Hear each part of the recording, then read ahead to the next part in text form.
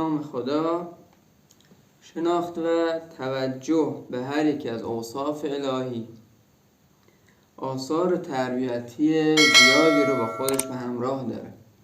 از جمله این اوصاف خدا علم خداوند و احاطه دقیق پروردگار به اعمال بنده هاش هست. توجه به این مطلب باعث میشه که انسان دائما خودش رو در محضر خالق خودش ببینه و از عملی که باعث نارضایتی خدا میشه دوری کنه.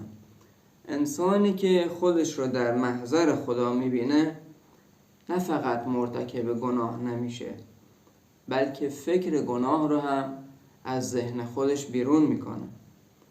اولیاء خدا عالم رو محضر خدا میدونن و در محضر خداوند از معصیت و گناه و فکر گناه هم دوری میکنن. خدا تعالی در آیه 14 سوره مبارکه علق میفرماد: اعوذ بالله من الشیطان الرجیم، بسم الله الرحمن الرحیم، الم یعلم بان الله یری، یعنی مگر ندانسته انسان که قطعا خداوند همه کارهاش رو میبینه. اگر همه ما به این مطلب توجه کنیم، هم گفتارمون، هم رفتارمون و هم تفکراتمون رو میتونیم به راحتی کنترل کنیم و اونها رو در راه خدا به کار بگیریم.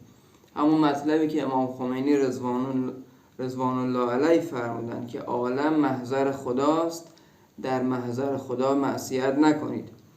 پیامبر خدا صلی الله علیه و آله و سلم روایتی ازشون نقل شده که در کتاب ارشاد القلوب دیلمی جلد 1 صفحه 128 آورده که ای ابوذر، خدا رو طوری عبادت کن که انگار او رو میبینی و اگر تو او رو نمیبینی این رو بدون که او تو رو به خوبی میبینه.